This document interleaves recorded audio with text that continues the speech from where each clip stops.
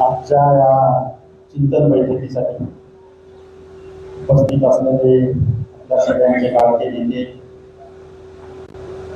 आदरणीय अमित देशमुख साहेब,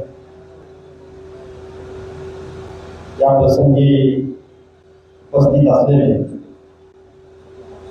आपल्या लातूर शहराच्या महापौर आदरणीय जयश्रीताई, उपमहापौर ॲडव्होकेट उदगे साहेब,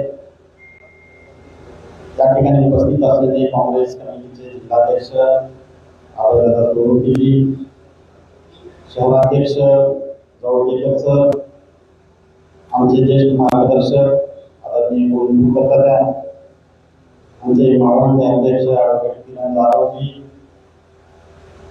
इतर उपस्थित असलेले व्यासपीठावरील इतर सर्व सन्माननीय मान्यवर, व्यासपीठासमोर उपस्थित असलेले सर्व मान्यवर बंधू, खरं तर मागच्या 15 दिवसापासून जेव्हापासून नीट परीक्षा झाली आणि पेपर फुटीचं प्रकरण बाहेर आलं,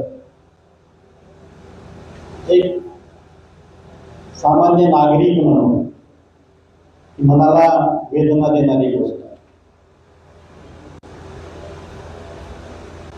जे 22-22.5 लाख विद्यार्थी रक्ताचं पाणी करून 2-2, 3-3, 4-4 वर्ष या परीक्षेसाठी अहोरात्र झटत आहे,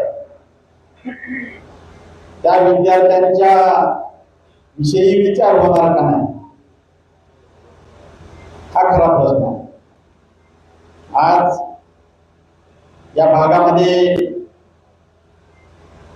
उद्योग व्यवसाय जरी चालत असतील तरी त्यामध्ये मोठा वाटा हा एज्युकेशनल उद्योगाचा आहे, आणि या माध्यमातून त्या सिस्टीमवर डिपेंड असणारे इतर सर्व उद्योग हे वेगवेगळे नागरिक ह्या भागामध्ये आपली उपजीविका करण्यासाठी चालवतात.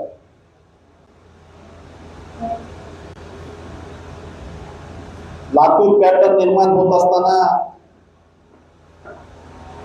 त्या लातूर पॅटर्नचा एक भाग म्हणून, एक विद्यार्थी म्हणून 1981 पासून मी लातूरमध्ये आहे.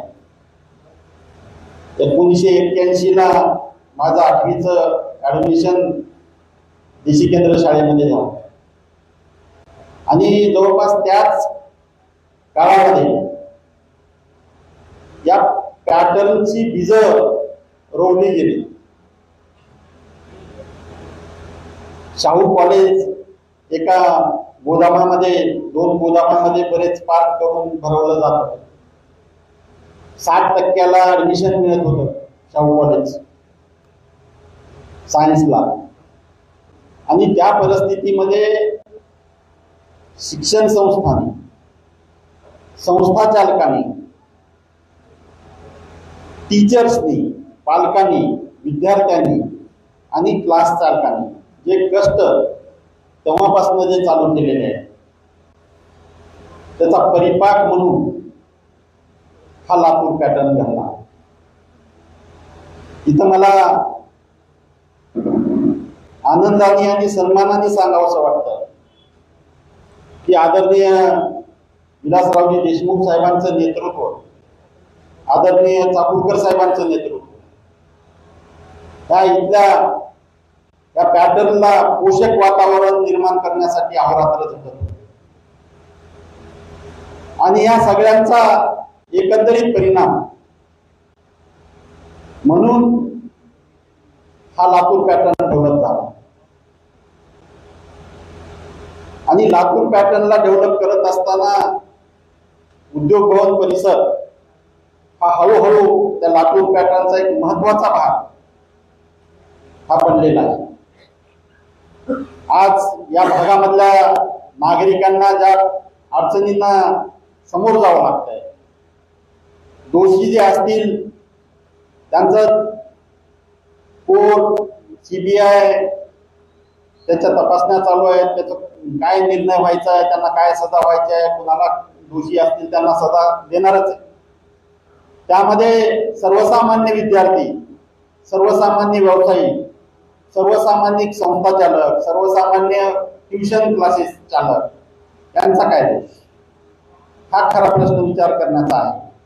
आणि या सगळ्यांना व्यवस्थित संरक्षण मिळालं पाहिजे, यासाठी आम्ही लोकप्रतिनिधी म्हणून तुमच्या कंटिन्यू सोबत राहू अशी ग्वाही या निमित्तानं मी तुम्हाला, कारण यामध्ये कुणाचाही दोष नाही इतर लोकांचा. आणि जे काही व्यवसाय इथं चालू आहेत त्याला काही अनियमितता असेल, त्या सरकार दरबारी कशा सोडवता येतील त्याचे प्रयत्न आमचे चालूच आहेत. आदरणीय भैयासाहेब सुद्धा त्यामध्ये आपल्याला मदत करतच आहेत. त्यांनी सुद्धा मध्ये एक दोनदा सामंत साहेबांची चर्चा या विषयावर केलेली आहे आणि काही ना काही मार्ग भविष्यामध्ये याच्यातून नक्कीच निघेल. पण त्यामुळं लातूर पॅटर्नला बदनाम करण्याचं जे षडयंत्र आहे ते कुठंतरी थांबलं पाहिजे. आज हजारो विद्यार्थी, 16,000 विद्यार्थ्यांनी आज यावर्षी परीक्षा दिलेली आहे आपल्या लातूर सेंटरमध्ये.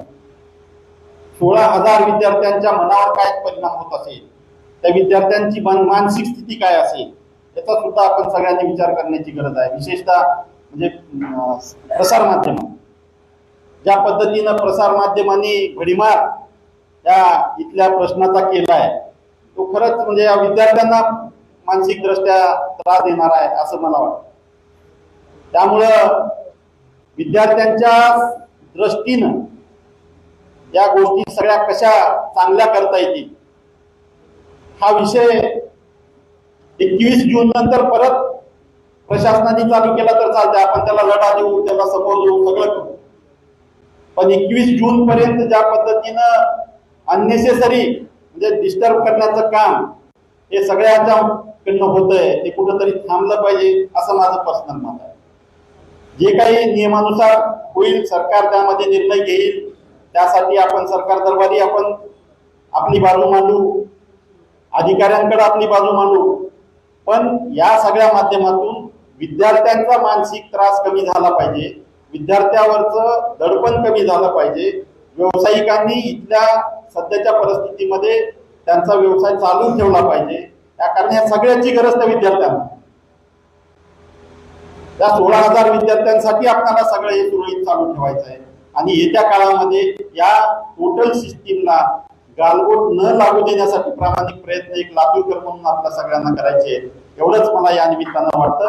यामध्ये जिथं जिथं बनून आमची गरज पडेल तिथं तिथं आम्ही तुमच्या सोबत खंबीरपणे उभे राहू, एवढंच या निमित्तानं परत एकदा सांगतो. आपल्या कुठल्याही अडचणीसाठी आमचे दरवाजे 24 तास तुमच्यासाठी खुले राहतील, एवढंच या निमित्तानं सांगतो आणि थांबतो. आपण इथं सर्वजण जमलात, आम्हाला सन्मानित केलं, आपल्या व्यथा मांडल्या, त्याबद्दल आपल्या सगळ्यांचे आभार, संयोजकांचेही आभार मी या निमित्तानं व्यक्त करतो आणि थांबतो. जय हिंद, जय महाराष्ट्र.